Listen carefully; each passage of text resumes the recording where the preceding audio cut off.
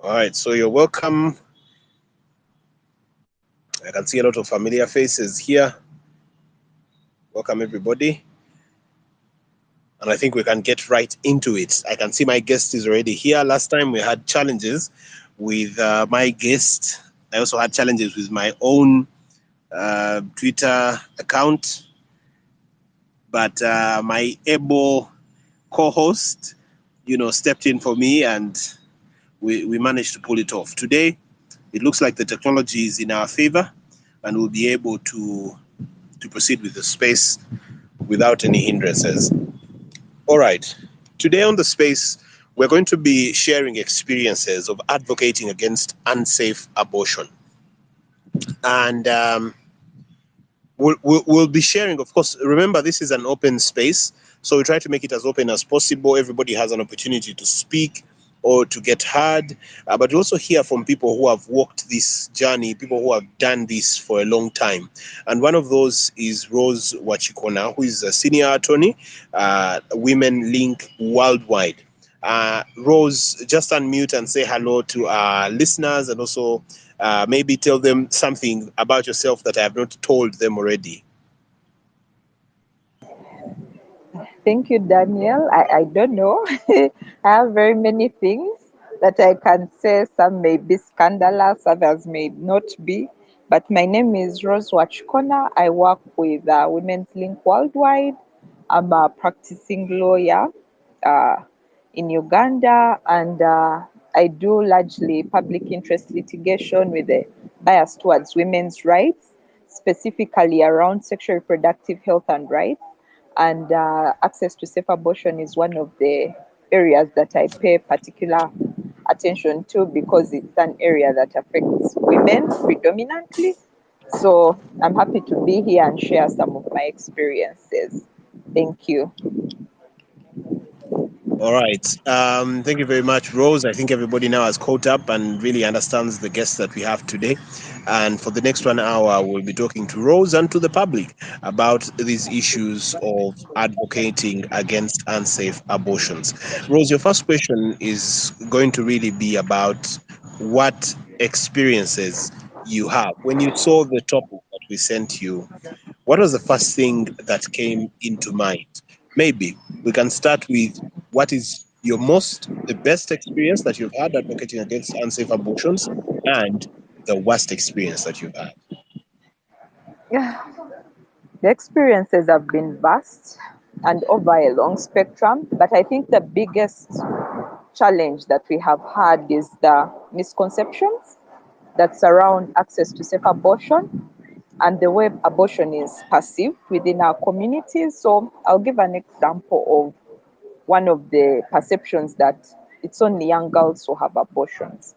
And you're telling people, no, even married women, older women who are in their 50s, like women of reproductive age, right from the age of 15 upwards, will have abortions. So it's not really a problem that is only particular to young girls. So you'll find that it is often conflated with young girls who are promiscuous, which is another myth that you try to backtrack and tell people that no, usually an abortion will be as a result of an unintended pregnancy or a pregnancy that is not viable, that happens spontaneously or that is induced.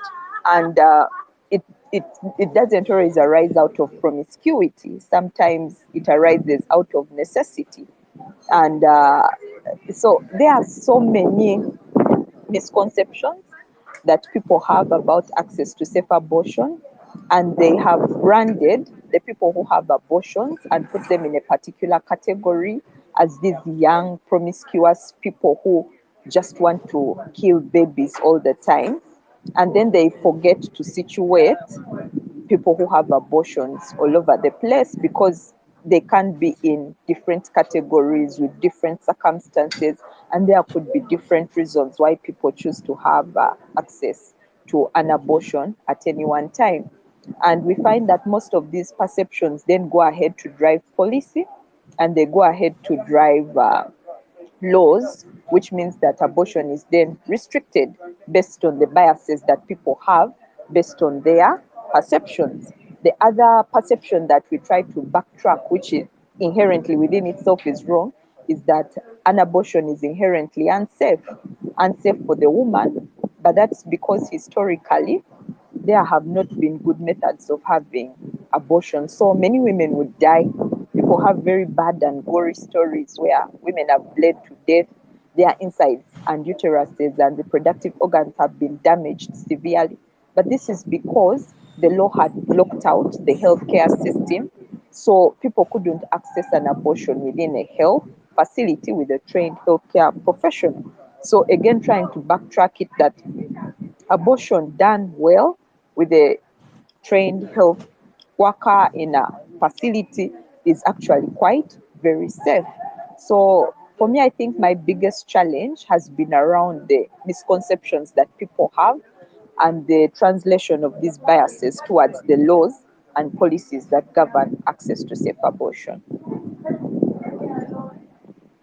You know, we've spoken extensively during the series of these spaces about the perception of the society, the community. As an advocate for safe abortions, how does society perceive abortion? Don't you uh, don't you get some challenges there? Because from the doctors that we spoke to, the journalists, it looks like society's perception has effect on how they take the messages that you put out there. How has society Mm. perceived you as Rose Wachikona? Yeah. Of course, I've had challenges on my own, both individually at home, but also broadly within the society that I align myself to, which is the Uganda Law Society, because of the politics and the values that you hold. But it's because people don't understand access to safe abortion as inherently a public health issue. They just assume that if it is criminalized, then it will stop, and that in itself just drives it underground, and people then will just end up having unsafe abortions, if anything at all. So again, critically looking at it and trying to map it out from that regard. Definitely when you now go to church, everyone looks at you weirdly and they are thinking, are you still a Christian? Like, yes, but I'm a Christian who actually deals with the realities of people's lives. I don't deal with the hard line of how people are supposed to live their lives. It is for the priest to prescribe how people are supposed to live their lives, but it is for the people to actually implement how they live their lives. And people's lives are not going to be led in a straight line. Otherwise, we wouldn't have challenges in this world if we all followed the rules that are placed before us. So again, trying to follow up on people who fall through the cracks and try to make sure that even while dealing with them, we do it in a manner that is dignified and in a manner that is humane, and which will allow them to continue with their lives without a lot of backlash. It's just like how you talk about rehabilitation, even for people who are prisoners. It's not that, okay, I committed a crime, I should be taken away from society, let's lock them up and throw away the key. But then how do we go ahead to rehabilitate people and bring them back and integrate them into society? And if someone doesn't want to do that work, then who will? So those are some of the issues that come up in terms of some of the perceptions that people conflate, and they conflate it and confuse it with an issue that, okay, this is what they have prescribed for us in church, therefore everyone is going to do that. No, that's not it. People are going to have sex outside marriage. People are going to have sex without protection. People are going to commit adultery. That's just human nature, that we are prone to sin. Even priests say that. So for me, that is my take on it, even in terms of the perceptions that people have about access to safe abortion and it being a sin. That would be it in terms of how many times have they told you that this is a sin and you don't commit it. They will tell you don't lie, but you lie every single day. So just taking it into context and know that human beings are not perfect and they'll not always do as they are told. In all the time that you've done advocacy, has it worked? Has do you see some light at the end of the tunnel? Have you had some changes in minds? Have you managed to change some minds in your work? And if so, if you could share, what things do people agree about, and what are the contentious issues? Because I know normally whenever there are contentious matters, there is always points of agreement where everybody says, okay, this is the baseline, and then after that there are issues that are contentious. So in this entire advocacy around unsafe abortions, what are the things that at least fund wide everybody agrees with, and what are those things that are contentious? I think we've had some wins. Some of the wins I can talk about include the inclusion of post-abortion care and mandating it in public health facilities. Before that, people would say that you can't provide post-abortion care, and actually we had some even religious hospitals and health facilities that were not providing post-abortion care, or if they were providing it, they were delaying and stigmatizing the women who go before them. But then the Ministry of Health released the 2006 guidelines, updated them in 2012, where they are demanding that all public health facilities provide post abortion care. So, on our part, that becomes a win where we are saying, okay, whereas the abortion itself, you don't have to have it in a health facility. At least a woman doesn't have to die where she experiences complications, but she can go to a health facility and be able to get the much needed care that she needs and further counseling to help her along the line. So for me, I think that is a win in terms of recognizing that women don't even have to be penalized at that. But then we also see that that now extends to even health workers who provide post-abortion care. It means they cannot be criminalized under the law. So if you intervene at that point and say, no, I didn't induce it, it happened on its own, and I'm just providing life-saving care to this woman, then that means you cannot be criminalized within our court system. Again, that becomes a win because it enables health workers to intervene and support women to continue living and to continue being productive in society. Some of the other wins that we have had are in terms of the including of health workers. Now we see them even increasingly coming out and demanding and advocating for the government to actually decriminalize. At first, it used to be hush hush, they didn't know how to intervene, but now they are using their positioning in society, their clout in society to just demand that there be decriminalization. And one of the points that I think we agree on coherently is that women shouldn't die because they've had an abortion. I think that is something that everyone agrees on. People may believe that they need to be punished or something like that, but everyone agrees that women should not die. And you know, that is the biggest issue that we are facing right now is that because of unsafe abortions, many women are dying. They are dying, they are suffering morbidities, and everyone in society agrees that no, they shouldn't be dying. And if we are saying they shouldn't be dying, then that means there has to be access to the necessary health care so that they do not die. All right. The best line is life, and that's very encouraging for me to hear, because if at least everybody agrees that life should be preserved, that the life of these women should not go just because they might have undergone an unsafe abortion. Now, what is the experience that you face when you talk to the women themselves?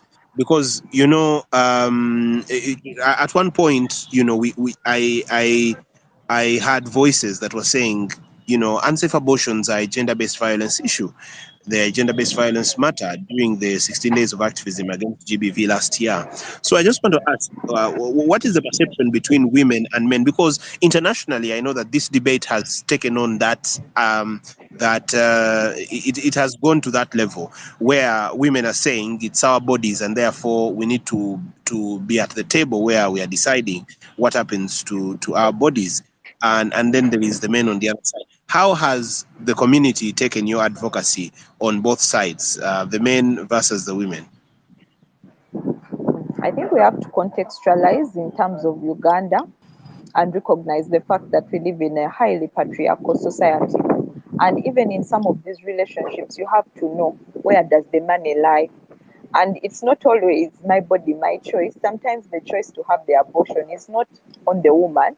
Many times you'll find it is the man who is demanding for it because he has the financial muscle. And of course, you know how children are perceived in our society, that they belong to the man.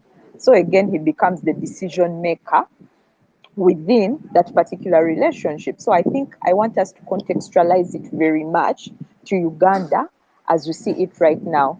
Another thing I want to dispel is that not every woman who has an abortion is pro abortion. Abortion and having an abortion is very situational. It is extremely situational. So you have to situate a woman who wants an abortion at a particular time, because this is not a decision that she may make 6 months later or next year or the other year or the other year. Most women who are heavily anti-abortion are women who have had abortions, but it's because at that time in their lives, it was probably what they felt was the best decision or the only decision. Most of them actually won't call it the best, they'll call it the only decision they felt they could make at that particular time, because the circumstances of life will push you into a corner in that you feel this is the only thing that you can do in order for you to survive. So again, it becomes an element of survival. So when you come in terms of situating it in Uganda, there are two faces to the abortion discourse. The first discourse is, I get pregnant, I go to my boyfriend and tell him I'm pregnant. He's like, I'm not ready to have kids. Let's go to the hospital, or let's go, I know someone to take care of it. The woman doesn't want, but the man wants her to have the abortion. How do you harmonize that conversation? How do you harmonize that couple? The other one is where the woman herself doesn't want the abortion, but the man does. Maybe the woman herself wants the abortion, but the man doesn't want her to have it. How do you harmonize that particular position? For me, my take on the whole conversation is, who is most affected, whose body is going to suffer the most intrusion, who is going to suffer the worst brunt of the procedure that is going to happen. And that is the person who has to take priority in terms of deciding. And for me, that would be a woman. I don't know if it is the feminist in me who decides that way, but again, looking at it from that way. But when you come to Uganda and you contextualize it, you will find that many times it will be the man who is demanding for the woman to have the abortion because he has the financial power. But then at the same time, many women don't want to have kids. Abatali nachika, that's what they call it. It's like, and now if I give birth to this child and they are disowned, the man doesn't want the pregnancy, he's not recognizing it, then they are forced into a decision that otherwise they wouldn't make. All right, now I just want to let the public know that you can weigh in on this conversation. You can write in the comment section, which is at the bottom right corner of your screen. You can tap the button there, go to the comment section and write. There are people that were complaining that they were not hearing. I do not know if you can hear now. Please go to that comment section and reply to your own tweets and let us know. Muzukuru wa Mulondo said he could not hear, and City Hasi. Please go in and reply to your tweets and tell us if you can hear us now. I, for one, on one side, I'm not getting any connection problems, and I can hear Rose perfectly.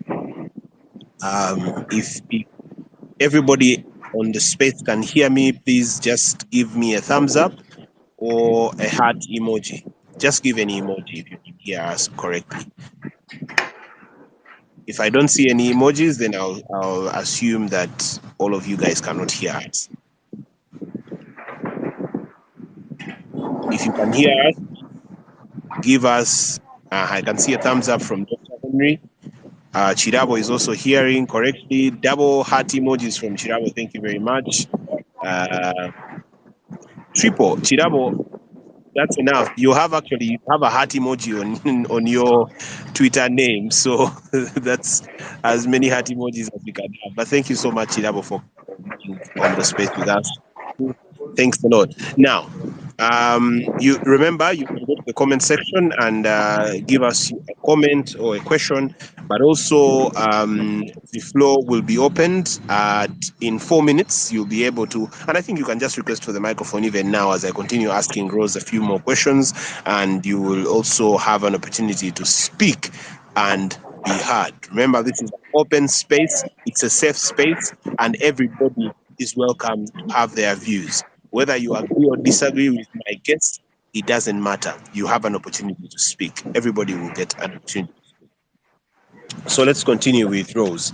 Um, it's as you said, it's an issue of where the money lies, where the power lies, and we do not live in a vacuum. I remember when I was interviewing Raymond Mujuni, he told on these very spaces about unsafe abortions, he told me that journalism in Uganda is not being done away from Uganda. We are in the same context of Uganda, and therefore we are bound by the same, society's biases, the laws, and all that sort of thing. So, Rose, in your opinion, who are most at risk of unsafe abortions? What is the most at risk group, and what have you done to ensure that your advocacy targets them and that you save this most at risk group from unsafe abortions? So, in terms of some of the analysis that we have done around access to safe abortion, we have to realize that it's not just a gendered issue, but it's also a class issue. So you will find that people who have money are not affected by these conversations because they have the money to be able to pay a doctor and get their services. Others even have the money to just fly over to South Africa where abortion is legal. They'll have their procedure, come back into the country and continue with their lives. So again, abortion becomes a class issue. It becomes an issue of economics. Who has money? Who doesn't have money? If you have money in our society, you can access a safe abortion. But if you do not have money in our society, believe you me, whatever you do, you will not be able to do that. And so you find the most vulnerable people are young girls. And that is how they have ended up at the crux of the conversation. First of all, because most of them are economically dependent on their parents.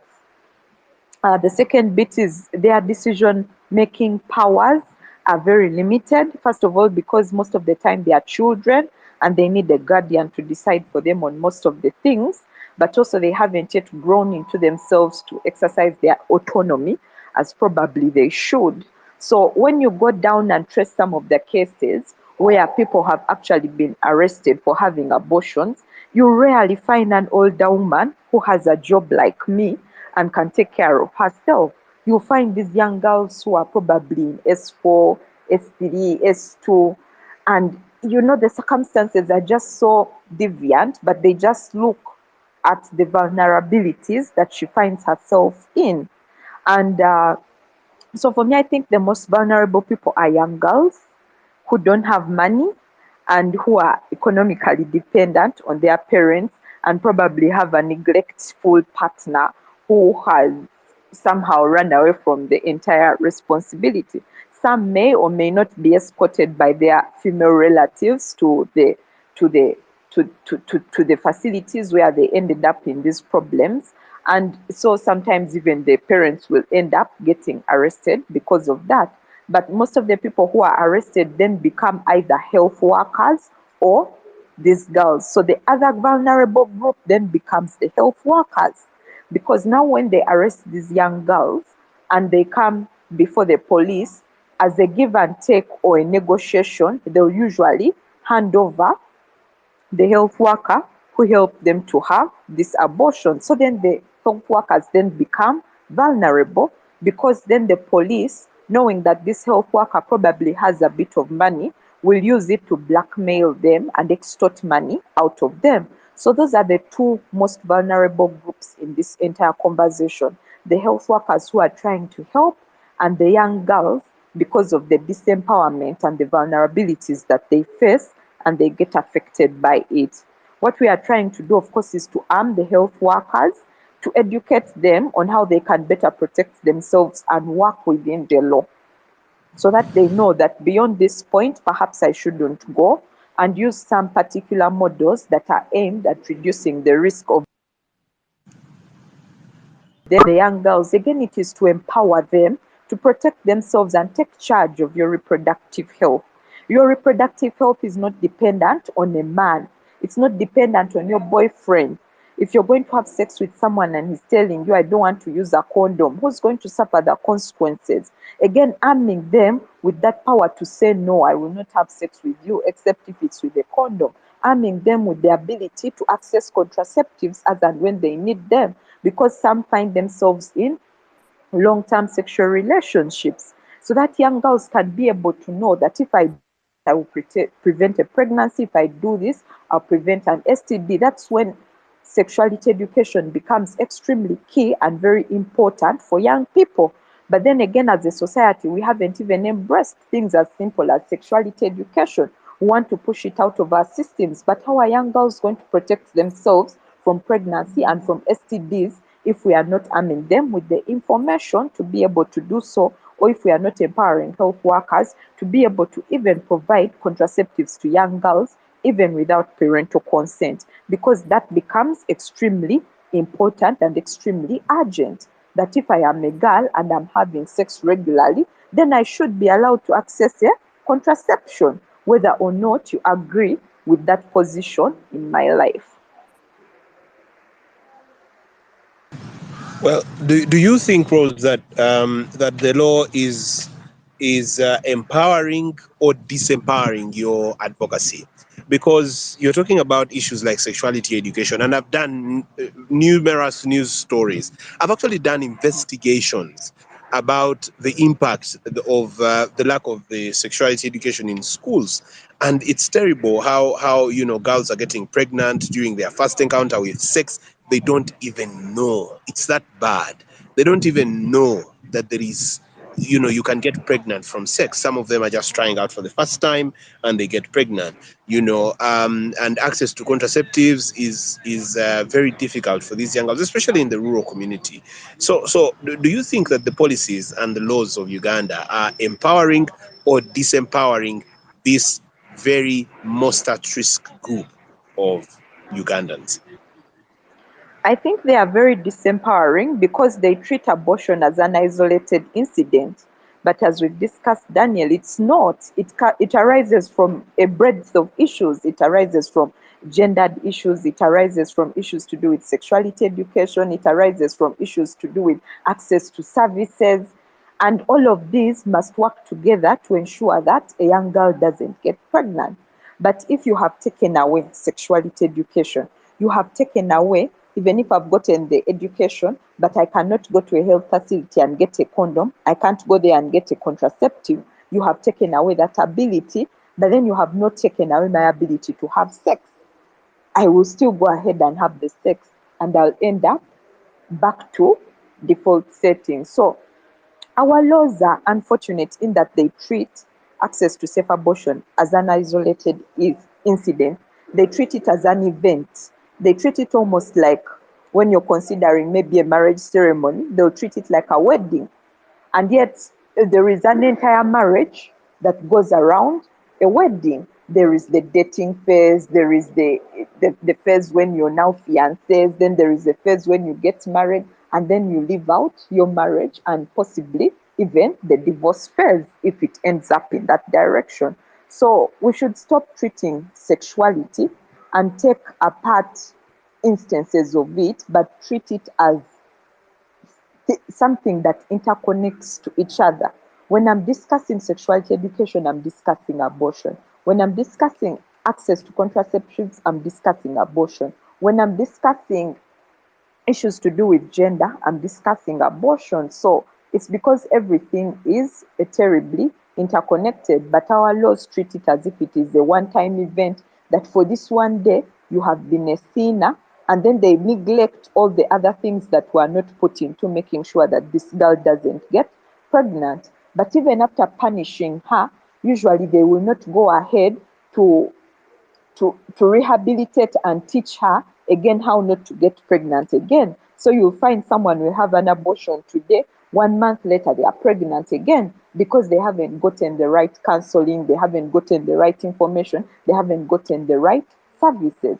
That's why, again, we demand that when you put in place these restrictive laws, it prevents people from going to hospitals or health facilities where they would get holistic care, which includes counseling post the abortion, before the abortion, and even during the abortion. So it's a whole range of issues, but then at the same time, they go hand in hand with other policies, that the National Sexuality Education Framework, which up to now they still haven't rolled out as a country. But even when you read it in its entirety, it doesn't talk about contraceptives for young girls. It just talks about condom use, and it's talked about in the peripheries. Contraceptives are only talked about with young girls who are already married. But how do I end up married when sex has not played a role somewhere along the way? So I think we need to put more thought into some of our policies and some of our laws, because sometimes we just treat them as isolated incidences instead of one thing leading to another.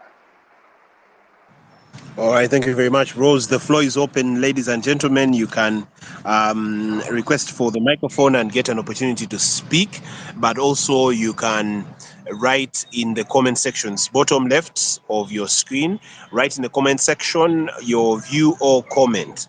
You could not, there are many, there could be many requests, and you may not get an opportunity to speak in audio, but you can have your say on this in the comment section, which is at the bottom right of your screen. So just click on that button and comment, but also request for the microphone. It's a first come, first served basis. So those who request first will certainly get the microphone first from me. All right. What can we do, Rose? What can be done under the current? Because there are answers that there are answers to this question, like changing our law, and that's a long term issue. And yet, unsafe abortions are happening as we speak right now. There are a number of unsafe abortions currently being happening right now as we speak in Uganda. So how do we stop it, at least in the short run, and also what can be done in the long run? I think some of the archaic laws that I don't even want to call them archaic, because some are quite recent. For example, the recent what do they call them? The recent guidelines on management of pregnant girls in school, which force girls to choose between going to school and being pregnant. These are some of the things that our policymakers need to realize may drive someone to say, no, my education is more important than carrying this pregnancy. Because as soon as those guidelines were published and they were enforced, there was a spike in abortions all over for young girls, because they wanted to go back to school and they didn't want to be found pregnant and therefore expelled for that 1 year. We need to relook and critically consider some of these policies and reevaluate. But then another thing that we need to do is, as a country, I think we need to just be realistic. Sometimes we live in an idealistic world where we think everyone reads the Bible every day and follows it to the T, or the Quran every day and follows it to the T, which is not true. People are having sex. When you look at some of our statistics, 22% of girls will tell you they started their, rather, teenagers will tell you that they started having sex at the age of what, 15? 25% of girls are pregnant by the time they reach 19 years of age. So we need to be a little bit more broad in the way that we address some of these issues, especially around teenage pregnancies. But then at the same time, not treating women who are adults as if they are young children. I know that decriminalizing may be something that is in the future, far, far, far ahead, but we can take steps, for example, recognizing the right to have post abortion care. It's not even a right, but having it almost as a duty for health professionals to provide it, so that women don't have to die or suffer morbidities because they have started an abortion. But then at the same time, also recognizing the role that healthcare providers play in such a scenario and taking away criminal liability from them. So maybe you may punish the person who induced, but why do you have to punish the health worker? I don't know why that is. So again, recognizing that sometimes even as a healthcare worker, your profession may demand that you save a life. That needs to be taken into consideration. But we just need to be a little bit more forthright, even as a country, in terms of recognizing that our indicators on sexual reproductive health and rights are quite poor. They are very poor, with unsafe abortion contributing almost 9% to the maternal deaths that we have in the country, 25% around hemorrhage. And most of the hemorrhage is on people who have had unsafe abortion. So the country needs to recognize that this is a true problem and then take steps to begin addressing it. They can implement some of the models that have been recognized to work worldwide.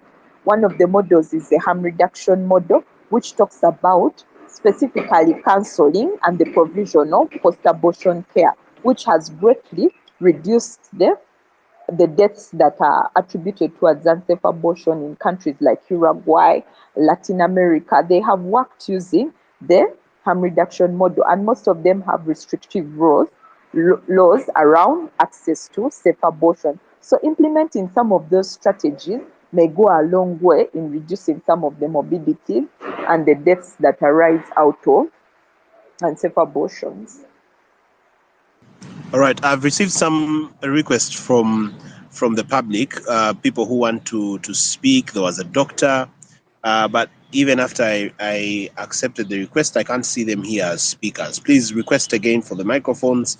It's probably my phone that is creating that problem. So please request again. I tried to add you as speakers, but failed. And if you cannot, then please write in the comment section to the bottom right. Yes, the bottom right corner. Comment there, and I'll read your comments here and questions to Rose, if any. Now, Rose, are you still there?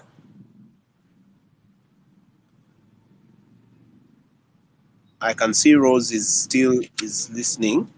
Okay.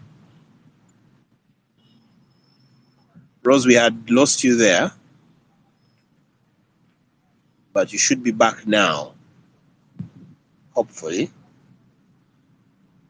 I'm getting another request.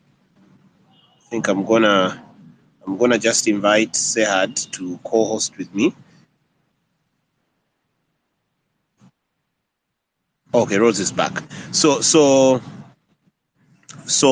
I just wanted to, as we try to get some other speakers from the public, I wanted to ask, have you tried to do advocacy? Have you tried to speak to the people in power, the people who have the power, the members of parliament, the health committee of parliament, the Ministry of Education, the Ministry of Health, and if so, what is there? Because I know that they have technocrats. They have people who do research for them. And even when you present this research, they have the ability, they have the technocrats that can comb through this research of yours, these numbers, and be able to inform their policies that they take. What is their response if you spoken to them about this? Definitely, discussions have been had. And as I had said earlier, some concessions were made in terms of the provision of post-abortion care, but also in terms of the rolling out of the self-care guidelines, which include, but are not limited to, drugs that can support in post-abortion care and treatment, and also in family planning for women, and self-injectables when it comes to contraceptives for women, which go a long way in reducing the mortality and morbidity. But when it comes to the issue of decriminalizing, that is when issues become a bit iffy for everyone, because definitely our government doesn't want to be seen as supporting what they call a vice, even if you're telling them, but this is something that has existed for as long as women were pregnant.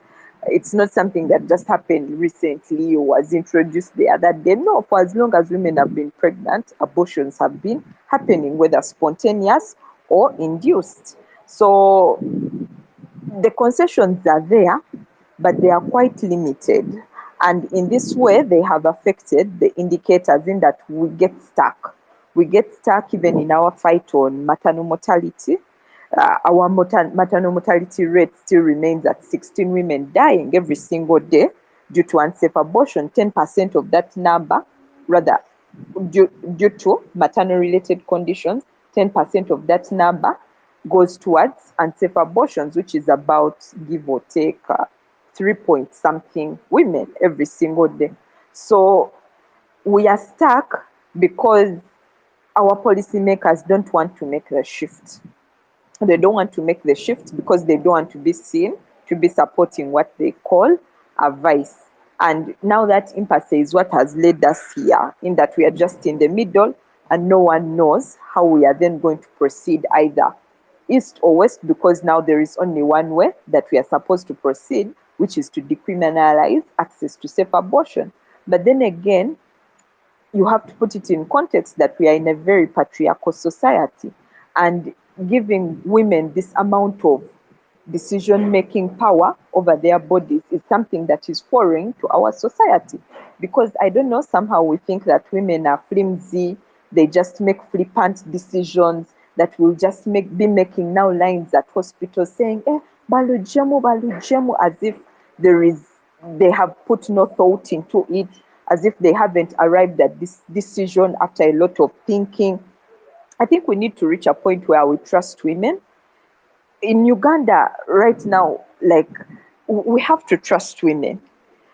The birth rate right now in Uganda is that every single woman of reproductive age is allocated 5.5 children. That is our birth rate. Even for me who doesn't have a child, that is the birth rate we have, which means that women want to give birth to children. And our society needs to recognize that women want to give birth to children. But then the circumstances of the society as is right now make it very difficult for you to give birth to a child and rear them, because of the economic hardships that come into place, because of the nature of the relationships that come into place, because of the situating of a person. So people should stop coming from a point of view that women don't want to give birth. That is false. Many women want to give birth, and we should support them to give birth. But if you haven't put in place protections for women to give birth and rear their children in peace, then I don't see how you can then demand for them to keep a pregnancy up to date. The other time I was talking to someone and telling them that in Japan, they actually pay women to give birth to children. As soon as you declare to the state that I am pregnant, money starts arriving on your bank account. How many women wouldn't give birth in Uganda when something like that is put in place? And even when you give birth to the child, what are the social protections that have been put in place? Can you have access to babysitting services? Can you have access to childcare facilities so that you can go on with your life in terms of your career, in terms of bettering yourself, even beyond your family life? Or are you then tied to this child for the rest of your life until they are able to sustain themselves? So I think we need to dissuade ourselves from this notion that women just flippantly make a decision to have an abortion. They don't.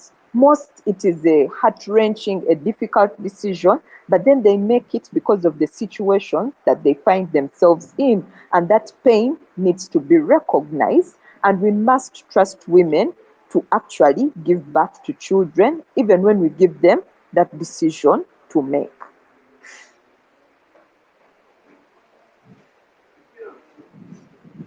All right, I have a few requests here. I'm going to ask Jeff Otis and Simbi. Please unmute and give us your question or comment in 1 minute or so.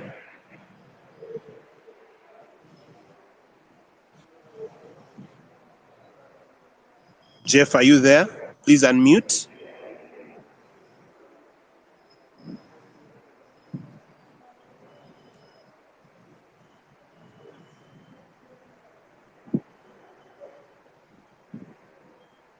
Mr. Jeff Otis. I don't know if you can hear me. Jeff Otis Nsimbi at Otis Jeff. Please unmute and give us your question or comment in a minute. All right, I'm not sure if Jeff can hear me, but I also do not think that he has a good connection. I think his connection is having problems. I see a request here from Tusime Ibu. I hope I've pronounced that correctly. Tusime, are you there?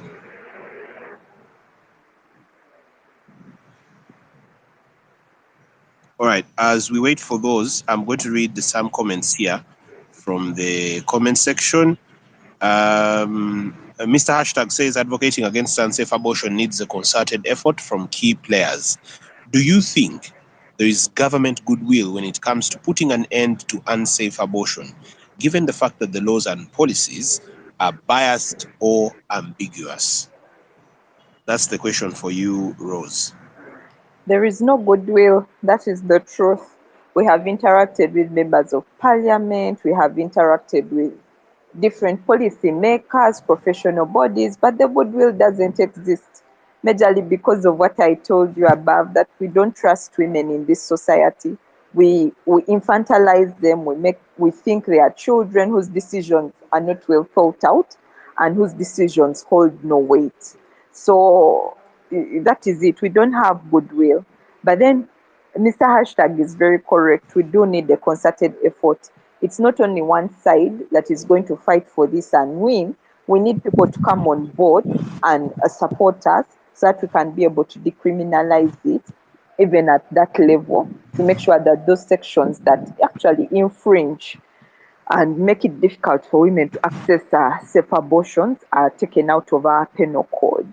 So we do need a concerted effort. We need our policymakers to come on board and actually push for this within their different ministries. We need the health workers to come on board and push for this. When you look at areas like Ethiopia, where they actually decriminalized, it is the health workers who led the fight, and it is the health workers who made people see sense and say, oh, okay, maybe abortion is a medical procedure, it's not something that we should overly interfere with as the state.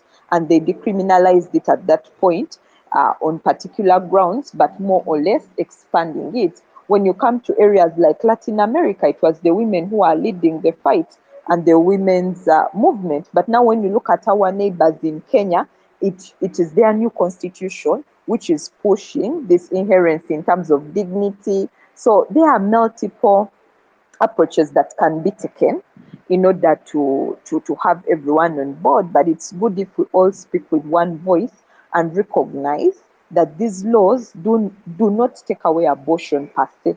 They do not. Women continue to have abortions, whether or not we have laws that criminalize abortion. So Guttmacher did a study a few years ago, and they were comparing the incidences of abortion in countries that criminalize abortion and countries that do not criminalize abortion. And they found very few discrepancies.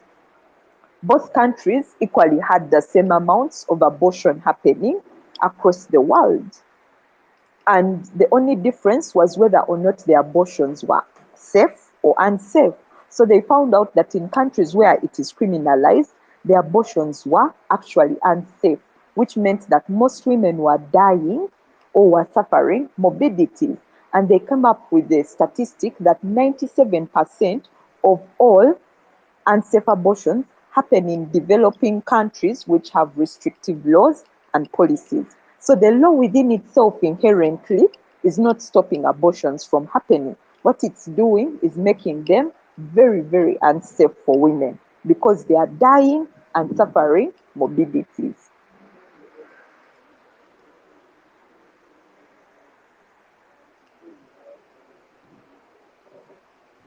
All right. Thank you very much. I think some people are still having connection problems, but I know that there are those who can hear us, as I did with the test earlier on. Razak says he can't hear our voice, but Well, at least I'm sure my guest can hear me and I can hear her too. And I also did a test earlier on to prove that everybody can hear. So Rose, what do you foresee? What do you foresee in the future of this country, Uganda? Because we are living in a globalized world, and it looks like there are people who really understand the issues that you're talking about. You know, the elites are not very far, are not cast far, throughout the country. Right now, at least everybody has studied. Most people, I would say, have studied to a level where they can read a report and internalize it and understand at least the basics of what these reports are saying and the basics of these numbers. So at least we are sure that the 70% who are the youth, the young people of the country, can understand what you are saying. Do you think that it's possible that this critical mass, the 70% of Ugandans, will then push government's hand to work on these issues as we wrap up? I think the biggest problem that we have had in advocacy around sexual reproductive health and rights, and for different issues, sexuality education, access to contraceptives, abortion, etc., etc., is that people may in principle agree with what you're saying, but at the same time, they still have to live in their societies, and at the same time, they have to report to their churches and their mosques about the activities that they are doing. So whether or not they can come out and explicitly say, yes, we agree or we do not agree, that becomes a bit more problematic because they have very many accountability mechanisms that may not allow for them to say that. For example, you go to Zambia and you find some health workers there who are telling you, I would have loved to help you in terms of getting an abortion, but mama, the hospital I work for cannot allow me because of the values of the hospitals. Again, we have to recognize that 55% of all our health facilities in the country are religious based, and also 75% of all our education facilities, the schools, are religious based. So carrying those values and imposing them within the healthcare system and the education system becomes it becomes almost compulsory because of who owns the schools that we have, who owns the healthcare facilities that we have. So our government has to come out strongly in terms of imposing some of these policies to make sure that they are implemented across the board in spite of who owns what facility, who owns what school. So these are some of the things that need to be critically looked at, even as a country, before we can have even any semblance of an idea. Otherwise, we cede too much power to religious institutions, and then they begin to dictate what can or cannot be done within their different spaces that they hold for Ugandans at large. So we just need to be a little bit more careful in terms of whether or not people can agree openly with what you say. Behind closed doors, they might, but openly, it may be a bit more difficult. But are we getting there? I think we are. We are. The current cultural wars completely show you that these are not issues that are being discussed behind closed doors anymore, but people are openly speaking about them and people are openly advocating for them, which means that there is some semblance that we are moving in the right direction, that we shall not be boxed down. I can appear on this Twitter space and actually advocate for access to safe abortion for all women in Uganda without fear or favor. Maybe something that wouldn't happen 10 years ago. And people are learning slowly but surely. So we hope that things will change. But if they go along the trajectory that we have here, as I told you, it will only disenfranchise people who don't have money, the poor, the vulnerable, the young. Those are the ones who are going to be affected by some of these laws. But people who have money, people who are educated, people who are rich, and that's why they will not come out to speak openly, because for them, they know it's not an issue that affects them. These laws don't affect the rich. They don't affect people who have money. They don't affect people who are empowered or who are educated. No, they affect the poor. They affect the downtrodden. They affect the vulnerable, because then they are the ones who are going to be caught up in the criminal justice system. So again, looking at it from a classist perspective, and why people are not coming along with us, it's because they are not affected by the laws anyway. All right. Thank you very much, Rose, for that very interesting space. Rose has really, really advocated. You know, we're supposed to share experiences about advocacy, but I'm sure that by the end of this space, you have changed some minds, and I know that you have really, really done the actual advocacy on this space. Thank you very much, Rose Wachikona. She's a senior attorney at Women Link Worldwide, and she was speaking to us about her experiences in advocating against unsafe abortions. And we're talking about what worked and what didn't work. Continue with this conversation on the hashtag safe and legal care, and we'll have another space next week to talk about the same issues, talking to somebody else in another sector, but also attached to the issue of unsafe abortions. Remember, as I told you, this is an entire series. We'll continue having these spaces over and over again. So if you have a friend who wants information, this is the place to be. We're going to be giving you information. We're going to be talking to people who know, people who have the right information, so that we can all understand these issues at a higher level. Now we've got to go now, but I'll be looking at the hashtag and replying to some of your comments and questions on there. But also you can follow Sehad. Thank you very much, Sehad, for making this a reality and making sure that we have this conversation as Ugandans on this space. And as I've always said, you never know who is listening. You never know the person who is listening here will start this conversation over a dinner table, at their dinner table tonight, and the person seated at that dinner table could be the Minister of Education and Sports or the Minister of Health. You don't know. And that's the beauty about social media, because it is social. Everybody is here. Thank you very much, Rose Wachikona. Thank you very much, Sehad. Thank you very much, all my listeners. And I'll see you next week on this space. Good evening. Bye-bye. Thank you, Daniel. Bye bye.